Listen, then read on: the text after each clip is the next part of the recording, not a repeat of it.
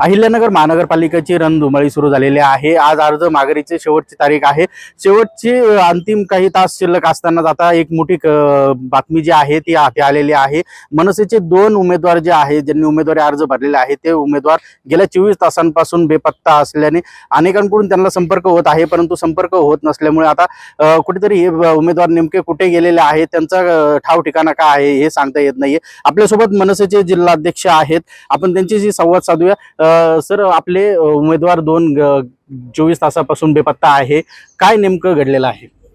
गेली 2 दिवसापासून आमचे जे महाराष्ट्र नवनिर्माण सेनेचे उमेदवार आहेत, प्रभाग क्रमांक 17 मधील अंबरनाथ बालसिंग म्हणून आहे आणि राहुल जाधव म्हणून असे मनसेने त्या ठिकाणी 2 उमेदवार दिले होते आणि ते साधारण 2 दिवसापासून या ठिकाणी कुठल्या कुटुंबियांच्या संपर्कात नाही, आमच्याही संपर्कात नाहीये। याच्या बाबतीत आम्ही कोतवाली पोलीस स्टेशनमध्ये या ठिकाणी अर्ज किंवा आम्ही त्यांना या ठिकाणी भेटून विनंती केली होती की तुम्ही लवकरात लवकर याच्या बाबतीत तपास करावा, जेणेकरून आज मागचा इतिहास सगळा पाहता खेडगावचा रक्तरंजित इतिहास आहे।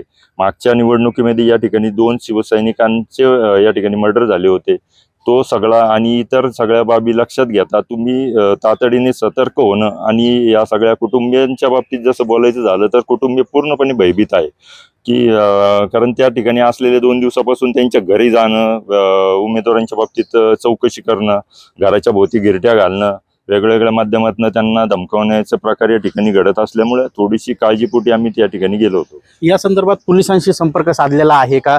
कुटुंबीय पोलिसांकडे गेलेला आहे का? तुम्ही संपर्क साधलेला आहे का? काय सांग? नाही, आम्ही या ठिकाणी पोलिसांशी संपर्क साधलेला आहे। आज काल रात्री उशीर झाल्यामुळे या ठिकाणी कुटुंबीय आज येऊन फिर्याद या ठिकाणी दाखल करतील।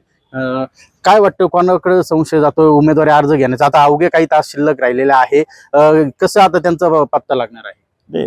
विषय याचा सगळ्या आजारी असला तरी आज कुटुंबीय या ठिकाणी येतील। आम्हाला या ठिकाणी आम्ही कुटुंबियांसंग चर्चा केल्यानंतर कोणाचं नाव तर सांगू शकता, ते सगळे अनोळखी लोक आहेत, त्यांना सुद्धा या ठिकाणी म्हणजे एक नाव सुद्धा घेता येत नाही अशी परिस्थिती या ठिकाणी आहे।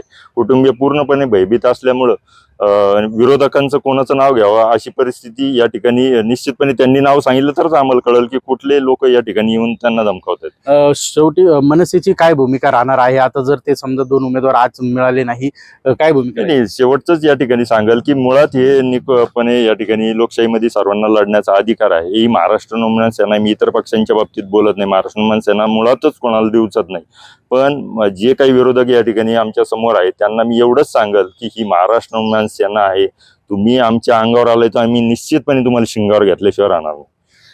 नक्कीच आता अहिल्यानगरच्या महानगरपालिकेच्या निवडणुकीला आता एक नवीन रंजक वळण आलेलं आहे। मनसेचे 2 उमेदवार बेपत्ता झाल्यामुळे आता नवीन वळण झालेलं आहे। निश्चित आता काही तासांमध्येच आता उमेदवारी अर्ज भरण्याची मुदत संपणार आहे। त्या मुदतीत तरी आता हे उमेदवार मिळतात की नाही हे पाहणं महत्त्वाचं ठरणार आहे। गिरीश रासकर, जय महाराष्ट्र न्यूज, अहिल्यानगर।